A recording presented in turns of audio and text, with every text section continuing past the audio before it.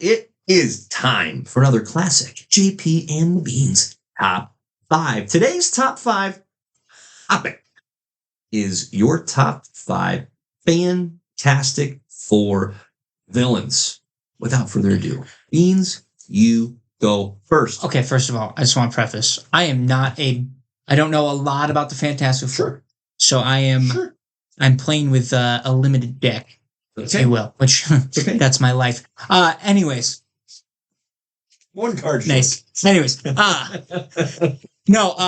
So I feel like my list is kind of basic.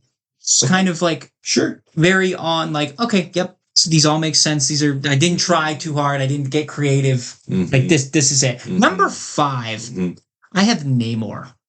Because I enjoy the dynamic between him, Reed, and Sue. Right. Because he's always had a thing for Sue. Right. And she's almost been like won over by him, but Reed always wins in the end. And to have, Namor plays such a good middle character, a very chaotic neutral, chaotic's not right, lawful neutral character. Yeah. I enjoy that dynamic. And I'd like to see Namor against a Mr. Fantastic just as much as I like to see him against Black Panther and some of these other characters. Because, that's where I'm at with it. Honestly, I'm not going to go too much more in depth because I can't. So, I like it. I like that dynamic. It's fun. Yeah. There you go. One of my favorite elements of Namor, especially when he drifts into the more villainous role, is Fantastic Four. Because there's times where the Fantastic Four and Namor and Atlantis are aligned with one another, but it's always a very tenuous alignment. But one of my favorite elements is that Namor is like shamelessly attracted to Sue and just genuinely wishes that Reed were just toast. And he will in front of Reed tell Sue, just ditch this dude. Come into the sea with me, baby. This is where it's at. And Reed's always like, guy, I'm right here.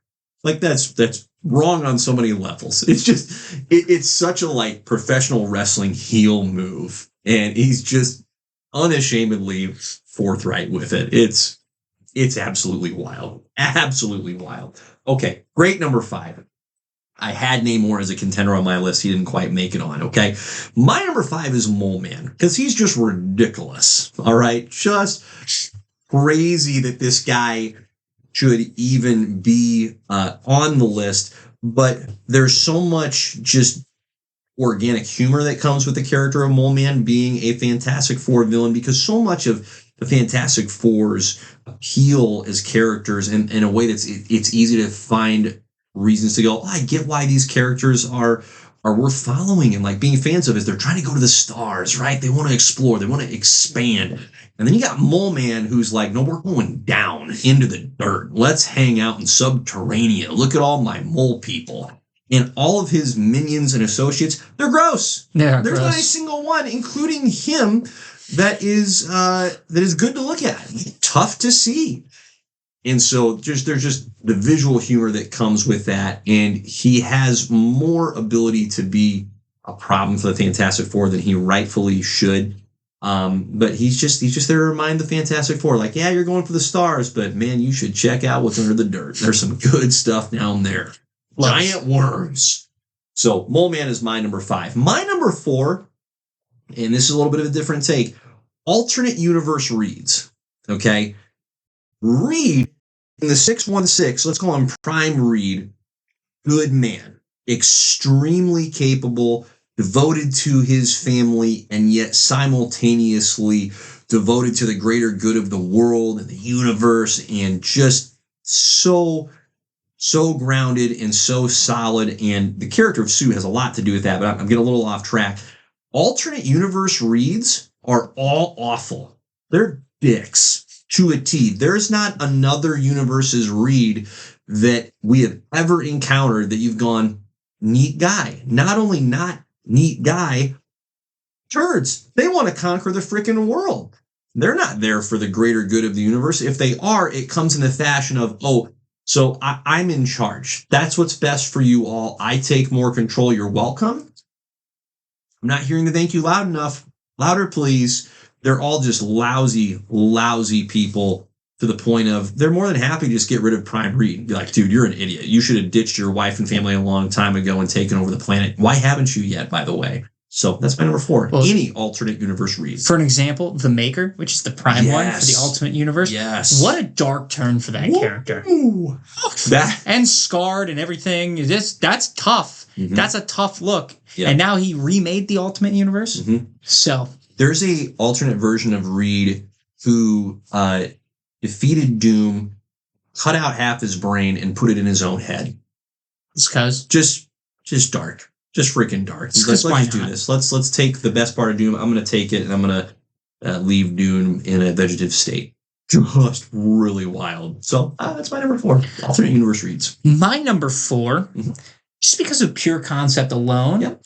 And I would like these to get redeemed a little bit in the Marvel and the MCU. I got the Super Skrull at number 4, having the powers of Yep. all 4 members of the Fantastic Yep. Four. So he's giving them all a run for their Yep. money. I enjoy that Yep. because it's a really good display Mhm. of how powerful the Skrulls can actually be Mhm. if they want to be, Mhm. or if they aren't Yep. wasting their time like they did in the Secret Invasion. Mhm. So, Mhm. anyways, Great. I got Super Skrull one. at number 4. Now we get into number 3. And real quick, because the Super Skrull, like his power set is based off of the Fantastic Four's power set. I So believe he has all of their Yes. respective abilities at his disposal. he duplicated or Yes. stole or Yes, cloned exactly. their powers. Yeah. Yep. So he has all 4. He can go invisible. He can Right. shoot fire, Yep. Get a big rock stretch. fist. Yes, big Yeah. rock fist. Always one big rock fist for sure. Never goes full Yeah. body thing, Yep. but yes. Right. Right. Just a fist at a time. Thank you.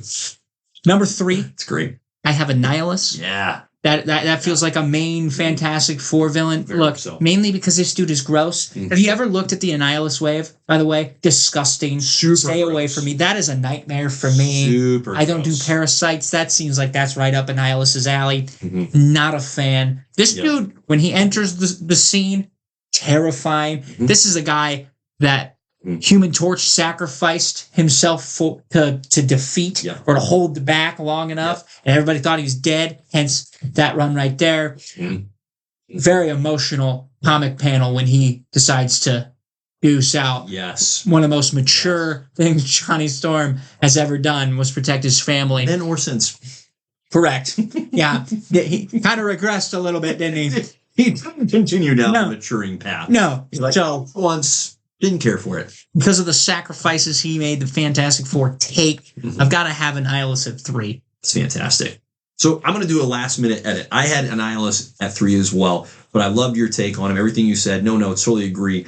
Here's one that I didn't have in this slot, but I was back and forth with Annihilus and this one. I'm going to go Kang at number 3. Yeah, I thought about Kang too, and I was like, Yep. he feels more Avengers than Fantastic Yep. Four, He but can he be. still is very much to the Fantastic Four. As Very well. much so. Part of the reason is he is a Richards descendant. Correct. So his line of genealogy draws directly back to, it depends on which one you're, which comic you read.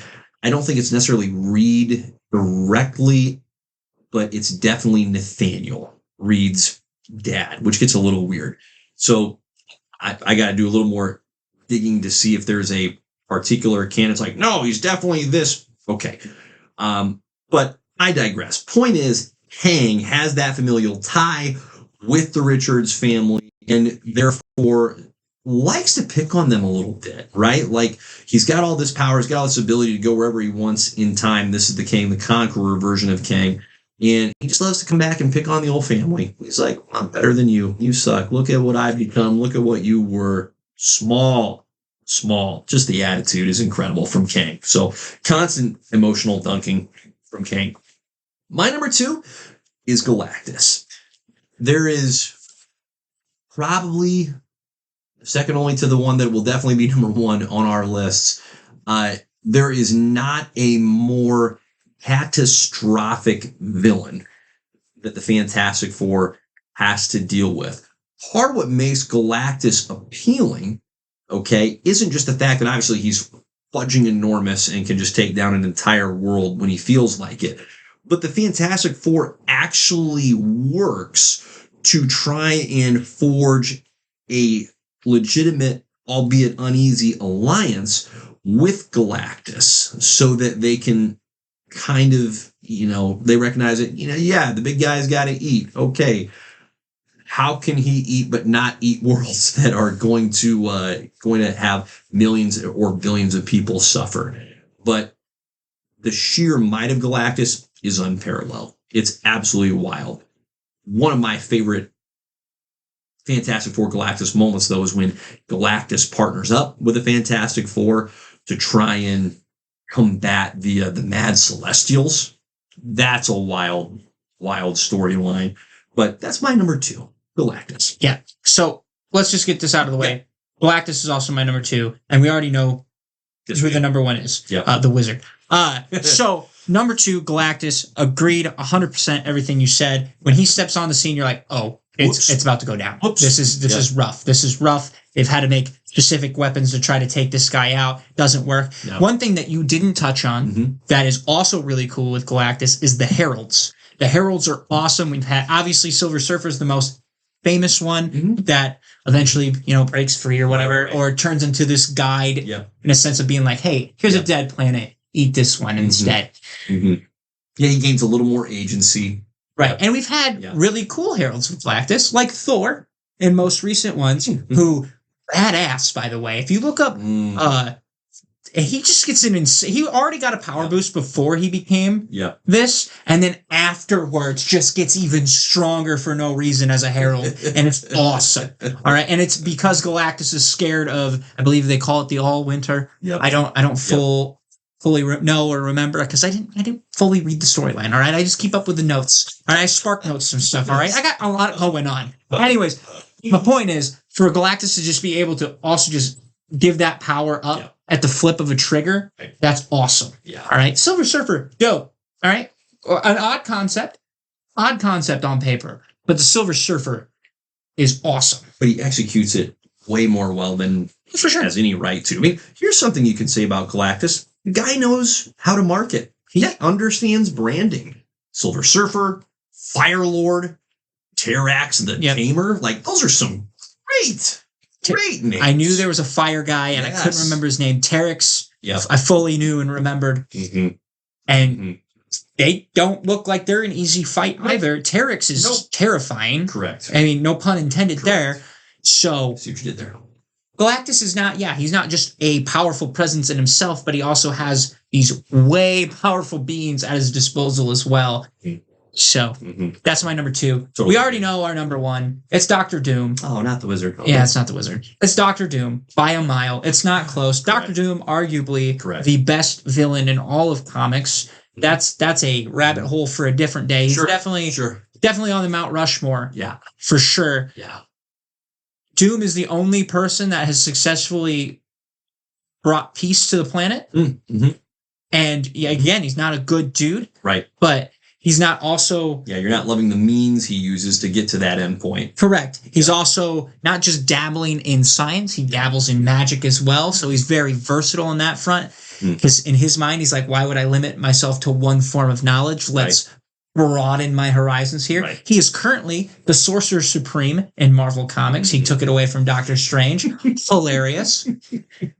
I think of God Doom, probably the most badass form of Doctor Doom, when he's like, you know what, the world fell apart, I'm going to bring it back together, because Stephen Strange didn't have the willpower to do it himself, and Doctor Doom's like, of course, it needs to be me. You're not sure if you're really... I am. Right. Nothing is more iconic than watching him rip Thanos' spine from his back and Thanos just disintegrating on the pole. Yeah.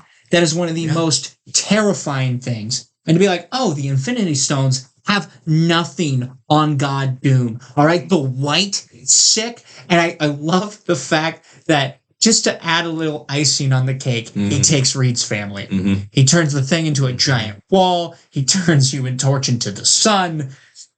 Galactus is now a plaything for Franklin. His wife takes his kids as his own. He's like, oh yeah, this is my family. And it's like, bruh. Yeah. Talk about jealousy. Mean. Yes. Yeah. So, yeah, Doom. Yeah. It's not even close, man. Doom is awesome. Yeah, there's a gap there. And that is, gosh, we just continue to hope so strongly that the character of Doom gets his due. Somewhat in this movie, but certainly more so in the movies to come. We'll see. Yeah, I'll be curious. Again, we've talked about it before. Is RDJ the permanent Doom? I don't think so. Same. I think we get another secret actor to come into play here.